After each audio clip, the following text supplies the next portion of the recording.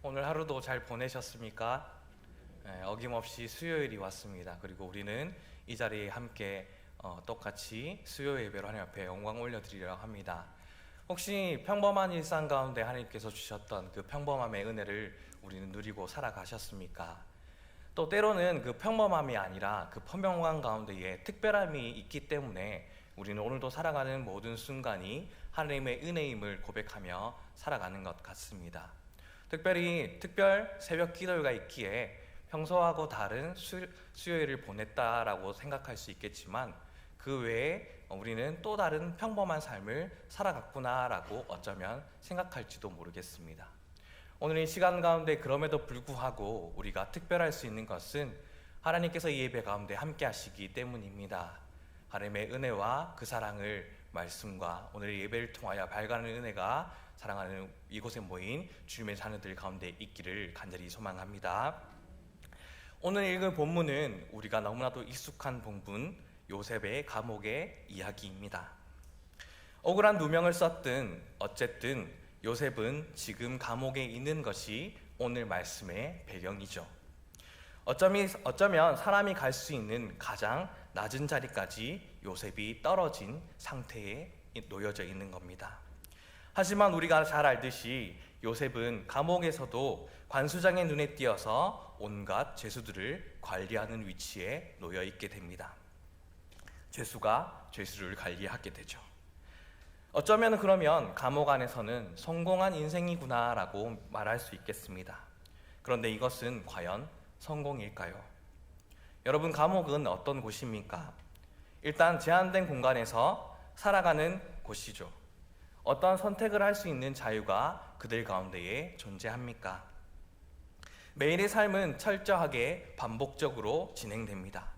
철저하게 수동적이고 정해진 규칙 속에 순종하면서 살아가야 하는 것이 우리가 알고 있는 감옥이겠죠. 요셉이 감옥에서 인정받고 성공했다라는 것을 우리는 말씀을 통하여 보게 되지만 사실은 다른 죄수들보다 조금 나을 법한 생각은 가질 수 있겠지만 요셉도 어쩔 수 없는 그 공간 안에 똑같은 죄수인 겁니다. 희망은 없고 절망과 외로움과 무기력함만이 있는 감옥 가운데에 똑같이 인생을 살아가고 있는 것이죠. 우리가 인생 중에서 경험해 보지 않았지만 우리가 경험해 볼 수 있는 것을 한켠에 볼 수 있는 것은 아무래도 미디어, 매체를 통하여서 우리는 간접적으로 경험해 볼 수 있을 것 같습니다. 그 가운데에 영화가 될 수 있겠죠. 특별히 감옥이라는 소재를 다뤘던 영화들 중에 우리가 잘 알고 있는 쇼생크 탈출이라는 영화가 있습니다.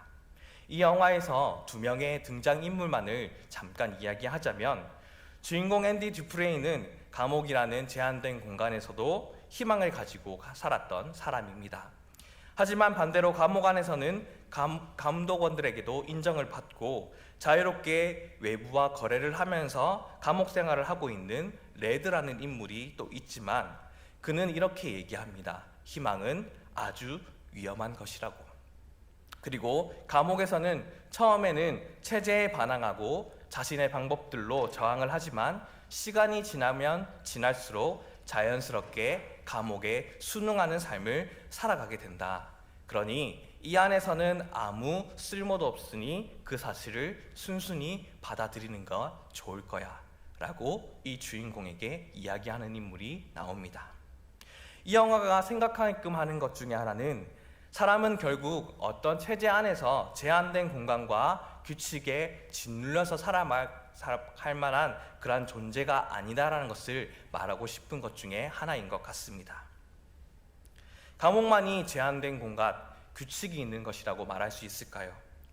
우리는 오늘 삶을 살아갔을 때에 앞선 서두에 제가 이야기해줬듯이 얼마나 특별한 인생을 살아가셨고 오늘도 반복적인 인생을 살아갔는지에 대해서 말씀을 나눴습니다. 아침에 일어나서 직장을 가죠. 일을 마치고 집에 오면 밥을 먹죠. TV를 보다가 잠을 자고 또 일어나서 기계처럼 일하는 삶. 어쩌면 우리가 살아가고 있는 이 세상의 공간 자체가 감옥이라는 그러한 공간과도 꼭 같다라고 말할 수 있겠습니다. 제한된 공간 속에서 일상이라는 한계 속에서 우리는 그렇게 살아가고 있는 것이 우리의 인생이라고 말할 수 있겠죠. 그런데 쇼샤크 탈출이라는 영화에서 이 주인공 앤디가 특별할 수 있었던 이유는 앤디는 계속해서 감옥 너머에 있었던 세계를 희망하고 꿈을 꾸었기 때문입니다. 주인공 앤디가 영화 속에서 바로 주인공이라고 말할 수 있었던 이유가 똑같은 일상과 시간 속에서 그만의 특별함을 가지고 있었기 때문입니다. 오늘 말씀의 주인공인 요셉도 마찬가지입니다. 그는 감옥에 있었지만 무언가 다른 사람이었습니다. 일상과 같은 감옥에서도 요셉이 특별할 수 있던 이유를 나누면서 우리가 어떻게 하면 우리의 일상 가운데에 요셉과 같은 삶을 통하여 똑같은 인생을 세상 사람들과 살아가는 것이 아닌 특별한 인생으로 살아가는 것인지를 깨닫는 은혜가 오늘의 우리 가운데 있기를 간절히 소망합니다.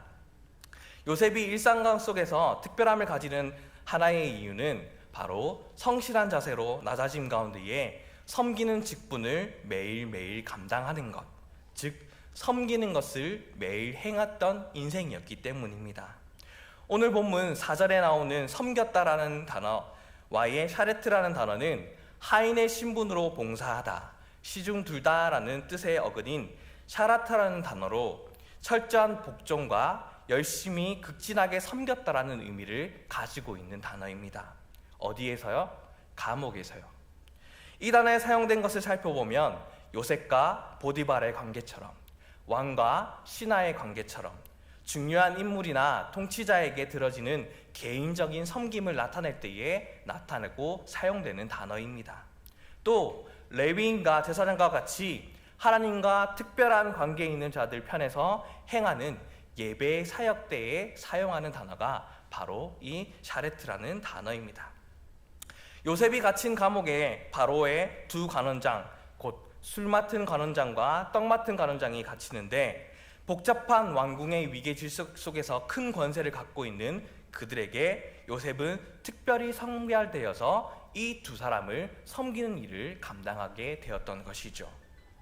오늘 본문 앞에는 그 후에라는 내용을 담고 있는 오간에서의 일을 처리한 행동이나 비록 억울한 일을 당하였지만 보디발 집에서 자신이 어떻게 삶을 살아갔는지 성실한 자세로 낮아진 가운데에 날마다 섬기는 직분을 감당했던 요셉의 모습을 우리는 말씀을 통하여 충분히 발견할 수 있게 됩니다. 애굽으로 팔려온 요셉은 주인인 보디발을 극진히 섬겼고 옥에 갇힌 후에는 정성을 다하여 두 간원자를 섬겼다는 사실은 요셉의 낮아짐을 분명히 의미하고 있습니다. 보다 정확히 말하자면 하나님께서 그를 높이시기 위해 먼저 철저하게 낮추시는 모습을 그 가운데에 보여주시고 계시는 것이죠. 그러나 요셉은 어찌하였습니까? 자신의 낮아짐에 대하여 한마디에 불평하지 않았고 오히려 그 이면에 역사하시는 하나님의 섭리를 인하여 인정하며 그 받은 고난을 온전히 감당함으로 겸손을 배울 기회를 얻으며 삶을 살아갔습니다. 마치 이 땅 가운데 오셔서 공생의 기간 동안에 하나님의 뜻을 온전히 겸손하게 나갔던 예수님의 그 모습처럼 말입니다. 오늘 이 말씀을 듣는 하나님의 자녀인 우리도 이와 같은 삶을 살아내기를 하나님께서는 간절히 원하고 계십니다. 그리고 요셉이 일상에서 특별할 수 있었던 한 가지 또 하나의 이유는 타인에 대한 관심이 있기 때문이었습니다. 다른 말로는 예수님이 말씀하셨던 내 이웃을 자신의 몸처럼 사랑하는 자세라 말할 수 있겠죠. 오늘 본문 6절과 7절을 보면 감옥에 온 두 관원장이 근심의 빛이 있었습니다. 만일 감옥에 길들여졌던 사람이 요셉이었다고 한다면 이런 근심을 아마도 그냥 지나쳤을 것입니다. 왜요? 요셉이 자신이 죄인이었던 것처럼 그 두 관원장들도 본인이 섬겨야 될 특별한 존재를 생각하지 아니하고 똑같은 죄인이다라고 취급해왔을 것이기 때문이겠죠. 일상에서 길들여진 사람들은 이렇게 남의 관심을 살펴볼 여유가 없는 것이죠. 그리고 요셉에게는 빵 굽는 관원장, 술 맡은 관원장의 지위는 하늘과 같은 사람들이었습니다. 노예인 요셉의 처지에서는 같은 노예였고 감옥에 갇힌 죄인이었음에도 불구하고 어쩌면 감히 접근할 수 없었던 사람이었을 겁니다. 감옥에서도 사실 그보다 지위가 높은 사람이 없었을 테니 말이죠. 그리고 또 곰곰이 말씀을 묵상해보고 생각해본다고 한다면 감옥의 간수들도 간원장들을 섬기는 것이 본인들이 하지 않고 요셉에게 맡겼다라고 하는 것은 그들 역시도 이들이 부담스럽기 때문이 아닐까라는 생각이 들었던 것이죠. 어찌되었든 그러한 위치에 있는 사람들을 요셉은 묵묵히 섬겨나갔던 일을 하고 있었습니다. 그런 사람들이 고민이 있었고 근심이 있었으면 아랫사람으로 그냥 무슨 일이 있겠지 하고 넘어갈 수 있겠지만 요셉은 그들을 집중했고 그리고 왜 그렇게 근심하느냐 하십니까? 라고 물어보았던 것이죠. 이 행동은 단순한 말처럼 보이지만 사실은 그렇게 단순한 것이 아닙니다. 요셉은 노예입니다. 저쪽은 이집트 제국의 높은 고위 대신이죠. 요셉과 이야기하는 것을 불쾌할 수 있는 신분입니다. 괜히 이야기했다가 한 소리 들을 수 있는, 아니 요셉이 감옥에서 세워온 그 지위를 모두 잃을 수 있을 법한 그러한 영향력을 가진 사람이 바로 그들이었습니다. 그런데 요셉은 그런 위험 속에서 왜 얼굴에 근심이 있습니까? 라고 물어봅니다. 그런데 이 위험스러운 대화를 통하여 사실 요셉의 미래가 많이 바뀌어지게 되는 것이죠. 만일 요셉이 이들의 근심의 빛을 보고 그냥 지나쳤다고 한다면 그의 인생에서 아마 조금 더 먼 미래에서 하나님께서는 다르게 사용하셨을 것이고 아마 그 인생 가운데 하나님의 사용하심이 또 다르게 없었을지도 모를 일입니다. 우리는 흔히 신앙생활을 하면서 많은 은혜를 받고 특별한 은혜를 받기를 소망하며 삶을 살아가는 인생일 줄도 모릅니다.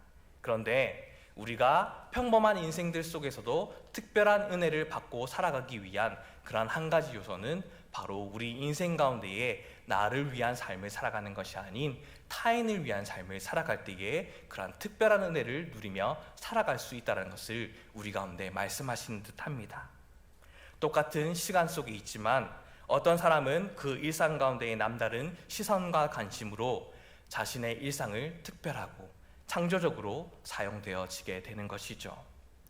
우리의 일상은 타협을 잘하여 무언가 특별한 인생을 되어져 가기를 기대하지만 사실 반대로 세상과 타협하면서 시간에 그렇게 순응하면서 시간이 지나가는 대로 살도록 우리를 유혹하는 대로 살아간다면 일상이 주는 힘에 묻혀서 도리어 그저 하루하루를 보낼 뿐이게 될 것입니다. 우리의 인생 가운데 특별한 삶, 창조적인 삶을 살아내고 또 그렇게 평범한 매일을 특별하게 바꿀 수 있는 하나의 돌파구는 바로 누군가에게 손을 내밀고 관심을 보여주는 그 일입니다. 예수님께서 내 이웃을 내 몸과 같이 사랑하라는 말을 그냥 하신 것이 아니겠죠. 이런 삶이야말로 우리에게 다가오는 일상을 창조적으로 또 변화시킬 수 있는 힘이기 때문에 바로 예수님께서는 우리에게 그러한 삶을 살아내고 다른 차별된 그리스도인으로 살아가라라고 말씀하셨을 겁니다. 가족들에게 사랑의 손을 내미는 인생을 살아가기를 소망합니다. 이웃들, 친구들 중에 아파하고 힘들어하는 사람들에게 자신의 손을 내밀 수 있는 사람이 될 수 있기를 소망합니다. 그러한 일순간 가운데의 그 시간의 비틀어짐과 우리가 평소에 하지 않았던 말들을 행함을 통하여 우리의 삶 가운데의 특별한 일들을 하나님께서는 반드시 부어주실 것입니다. 끌려다니는 인생을 우리의 주도적인 창조적인 인생을 살아갈 수 있도록 말이죠. 그리스도인으로서 더욱 사람을 사랑하고 사람을 배려하고 내 이웃을 내 몸처럼 우리 모두가 되어질 때에 오늘 요셉과도 똑같은 죄인들이 그냥 형량을 살다가 살아가는 것이 아니라 감옥의 한계를 넘어서 희망의 한 걸음을 내딛는 인생을 살아가는 것이 우리의 인생이 될 수 있기를 간절히 소망합니다. 세 번째로 인생을 넘어선 특별함을 위해서는 하나님과 동행하는 삶을 살아가야 됩니다. 세 번째라고 말하였지만 이것이 우리의 인생의 가장 첫 번째 이유가 되어야 되겠죠. 오늘 본문에서 요셉이 그렇게 하나님과 동행하는 삶을 어떻게 표현하고 있습니까? 8절의 말씀을 보면 요셉이 이렇게 이야기합니다. 해석은 하나님께 있지 아니하나이까 청하건대 내게 이르소서.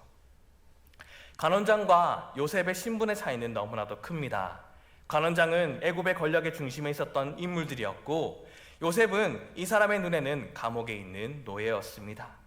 요셉이 어떠한 이유로 감에 왔던, 그가 비록 누명에 씌워지지 않았던 그 사람들 눈에서는 오히려 성추행범에 불과할 것입니다. 말을 섞어서도 안 될 인물이었을 겁니다. 그런 신분의 차이를 극복하고 요셉과 관원장의 대화는 시작됩니다. 오늘 당신들의 얼굴에 근심의 빛이 있습니다. 그리고 요셉이 대답하죠. 우리가 꿈을 꾸었으나 이를 해석할 자가 없다라고 관원들이 얘기합니다. 사람이 급해지면 사람을 의지하게 되죠. 요셉이 성겹다고 말하지만 평소에 얼마만큼이나 대화를 하였고 또 말을 할 수 있는 환경이 되었고 또 이야기하는 것 자체가 힘들 수 있었을 것인데, 그런데 그들이 워낙 어려운 꿈을 꾸었고 그 꿈에 대해서 고민하다 보니 이런 대화에도 도움을 청할 사람을 그들은 찾고 있었던 것 같습니다. 이렇게 사람이 급해지면 평소 다른 모습을 보이게 되는 것이죠. 그래서 이 관원장들이 요셉에게 이야기했을지도 모릅니다. 어떤 이유인지는 모르지만 요셉에게 관원장들은 이야기합니다.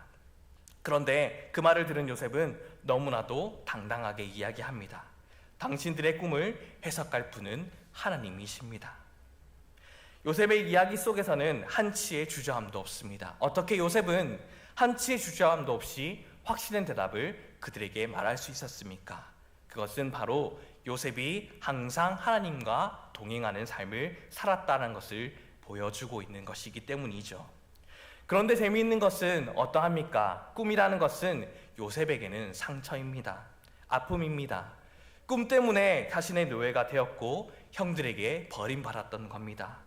요셉에게 꿈은 지긋지긋한 단어일 겁니다. 치가 떨리면서 삶의 이야기 가운데 이 단어는 전혀 꺼내고 싶지 않는 단어일지도 모릅니다.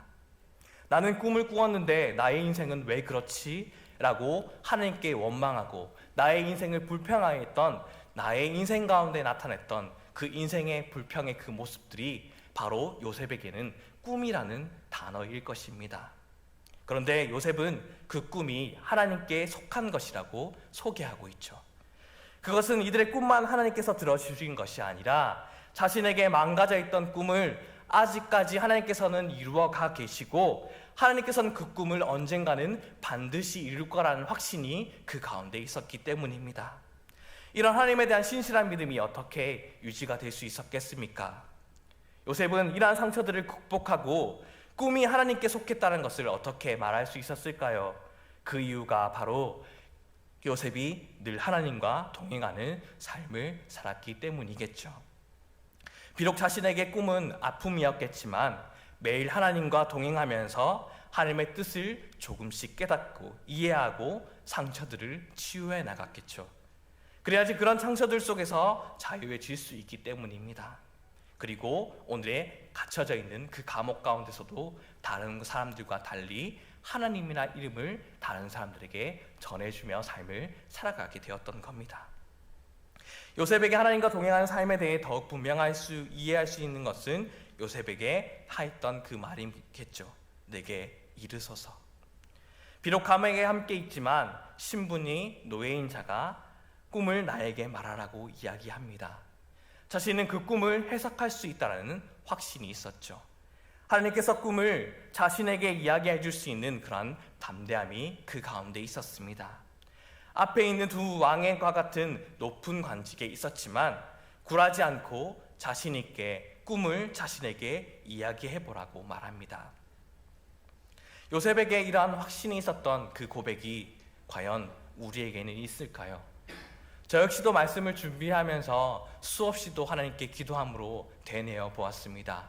그리고 돌아보았던 인생 가운데에 목회자이지만 내가 정말 하나님의 마음으로 확신의 참모습으로 성도들에게, 또 사랑하는 친구들에게, 사랑하는 우리 아이들에게, 사랑하는 가족에게 그렇게 당당하게 하나님을 전하며 살아갔습니까? 라고 물어봤었을 때에 부끄러움이 가득하였습니다.